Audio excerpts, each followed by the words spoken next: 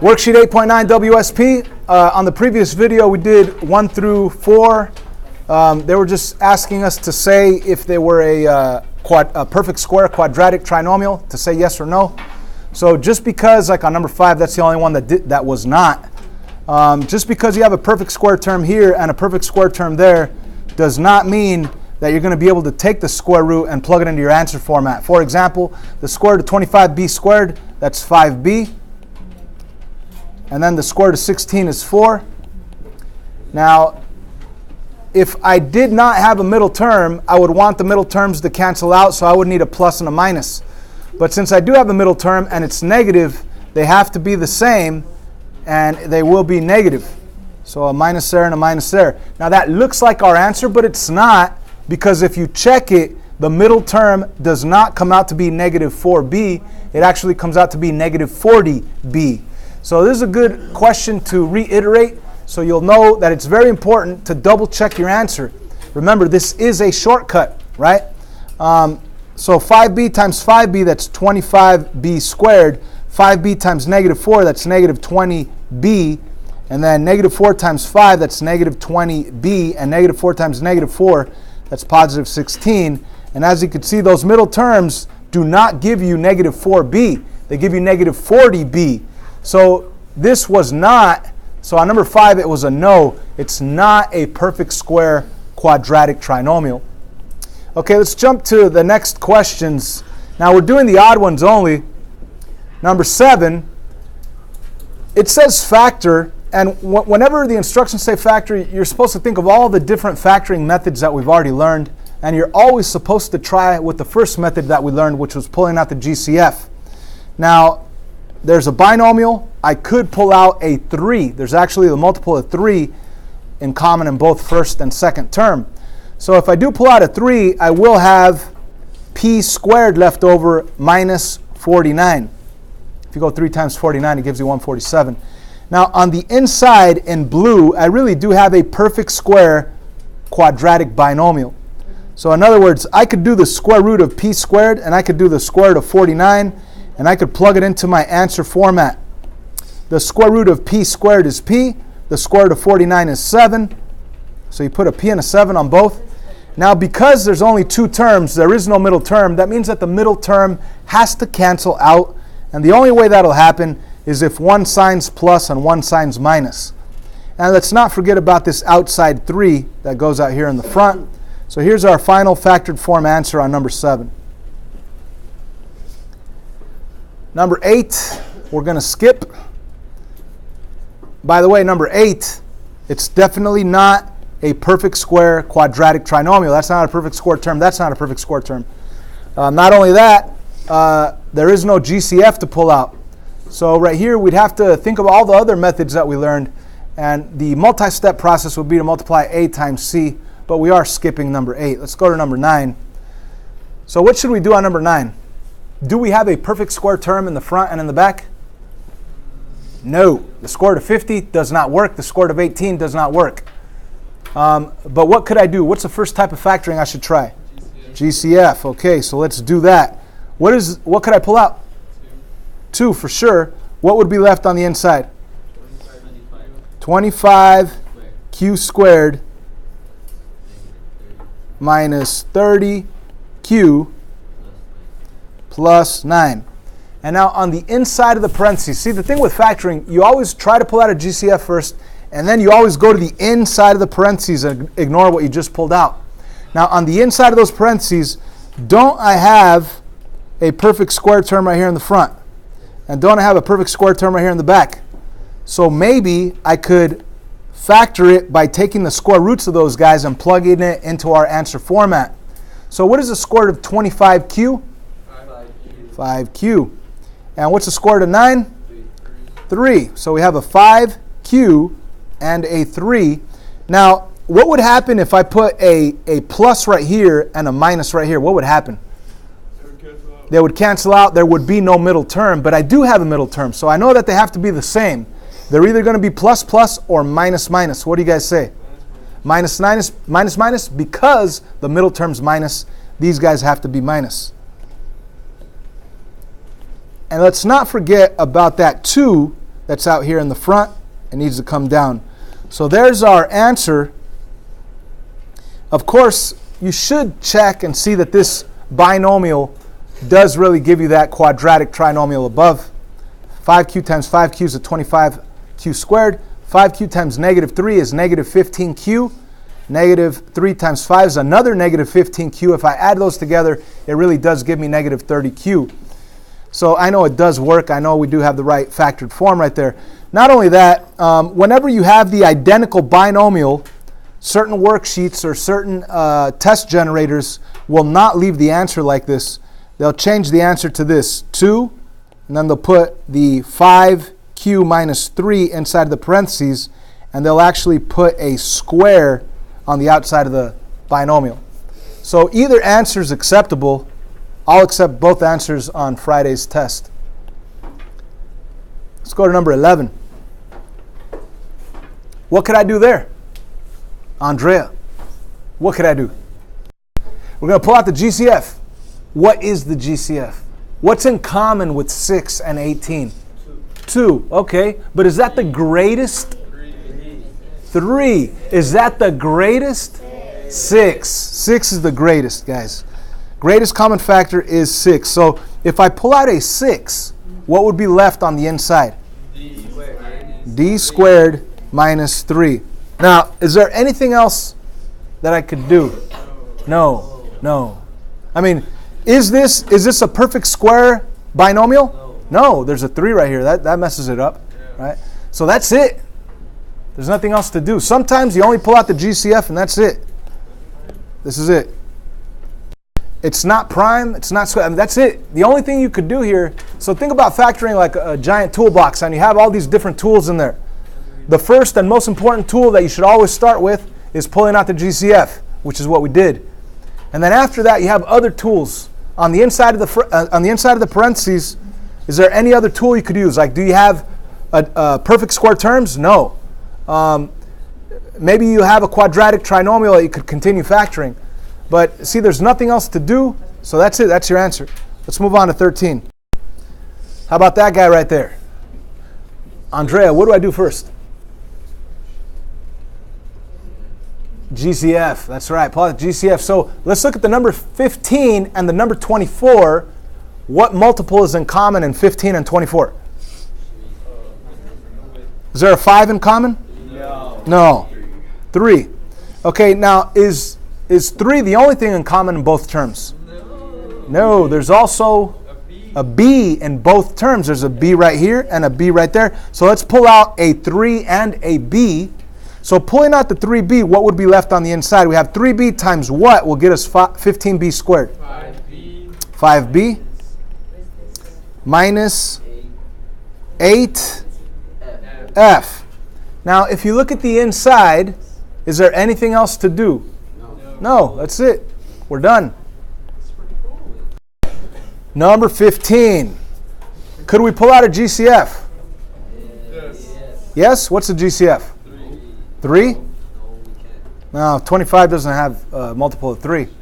So we're stuck. Okay, so that was the first tool we attempt. It didn't work. What other tools do we have in the factoring toolbox? A times C, right? So that's another tool, but before using that tool, is there any better tool to use? I mean, we could go A times C, but I'm thinking, man, 9 times 25. Perfect square. Notice this, guys. There's a perfect square term right here and a perfect square term right there. Now, we could have gone A times C, but dang, that'd be a huge number. And then thinking of the multiples of that huge number, you might as well recognize that there's a perfect square term in the front, a perfect square term in the back. So maybe we're able to apply the square root shortcut. What is the square root of 9n squared? 3n. What's the square root of 25?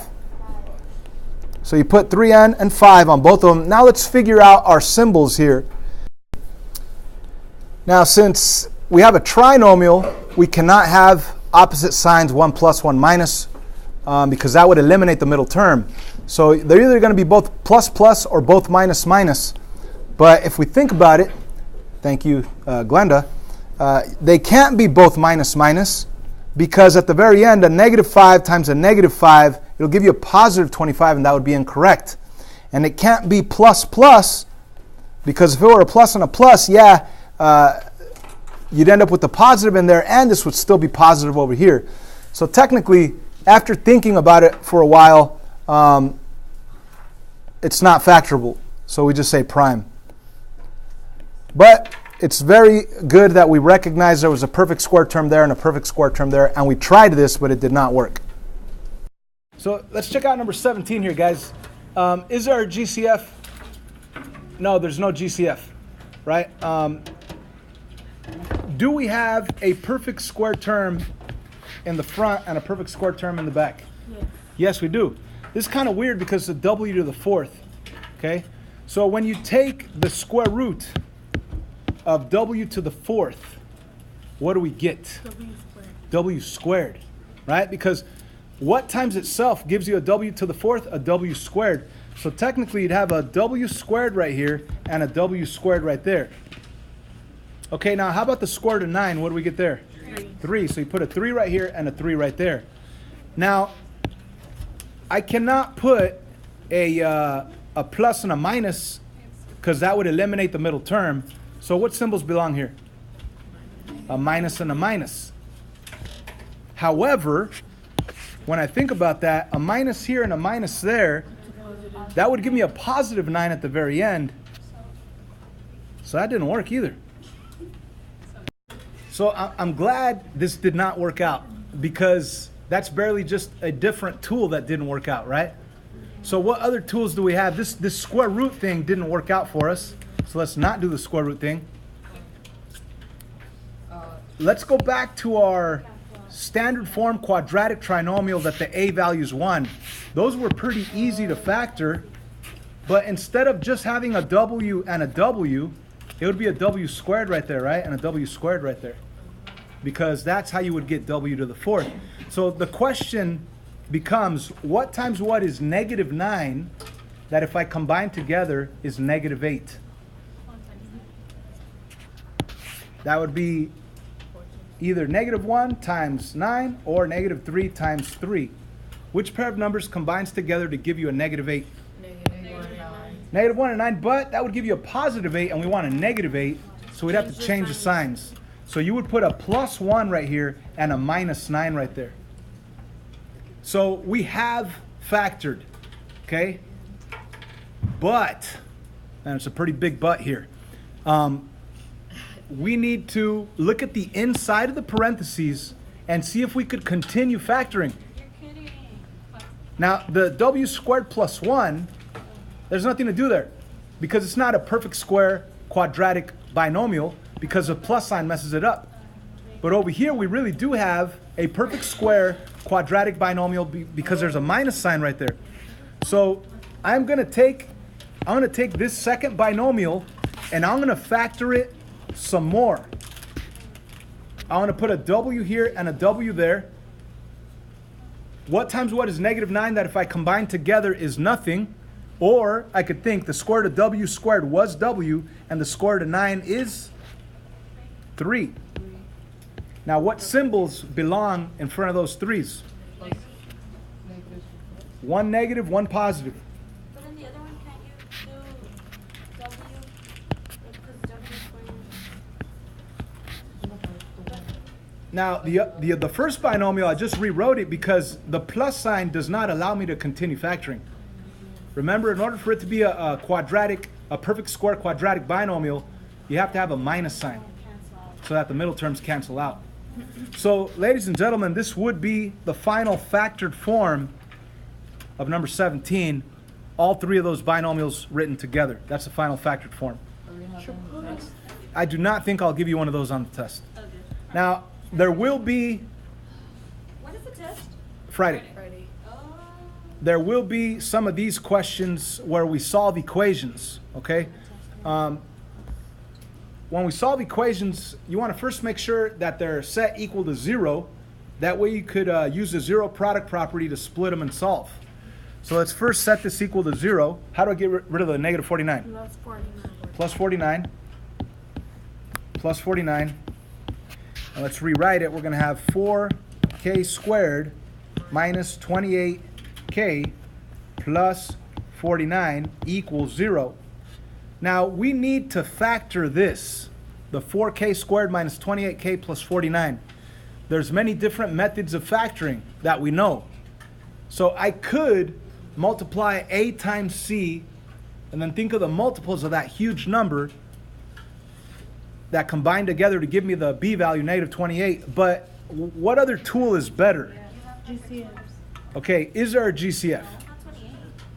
Not 28. 4. It's 4. 4? A GCF of 4? 4 times what is 49?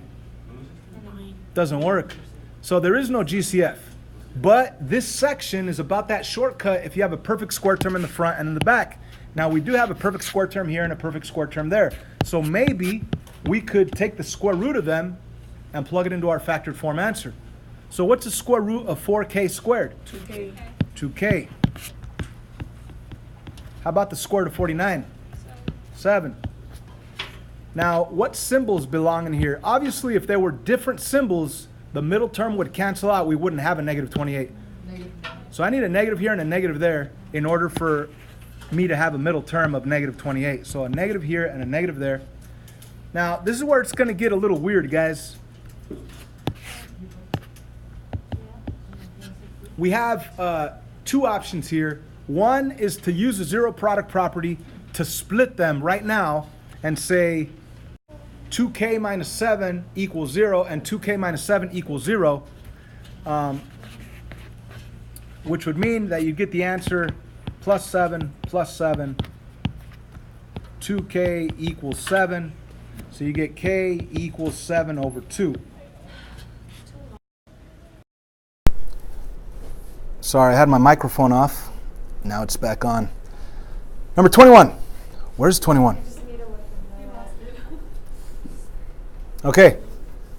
So number 21, if I want to solve for t, all I have to do is get rid of the square by applying a square root. And when you apply a square root on an equation, you need to put a plus or minus in front of your answer. So far I will have 1/2 t minus 1 equals plus or minus 0. But in this case, the plus or minus 0 doesn't even really matter, because if you add 0, it doesn't change it. If you subtract 0, it doesn't change it. So I don't even have to write the plus or minus 0 in this case. But if you actually had a number, like if this would have been a 9, then right here you'd have a plus or minus 3, which means you'd have to add 3 and subtract 3 to get your two answers. But because it's a 0, you don't have to put a plus or minus in front of it. And if you continue solving, plus 1, you'll have 1/2 t equals 1. Final step would be to multiply by 2. So you get t equals 2. And that is your answer. And we're going to stop right there. Okay, we're not going to stop right there. You just asked, are we going to have one of those on the test? On the test, I believe I'll give you one that kind of looks like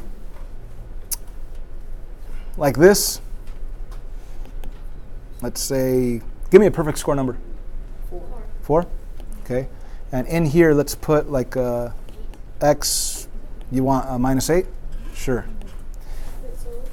Okay. So you asked, are you going to have one of those questions on the test? You're going to have one of these questions on the test. And right here, you do need to know that to get rid of the square, what do you do to get rid of the square? You square root. And what you do to one side, you do to the other side. So on the inside, or on the left side, you're going to have x minus 8 equals, now, because we applied a square root, and it's not 0, it's actually 4, you're going to end up with plus or minus 2.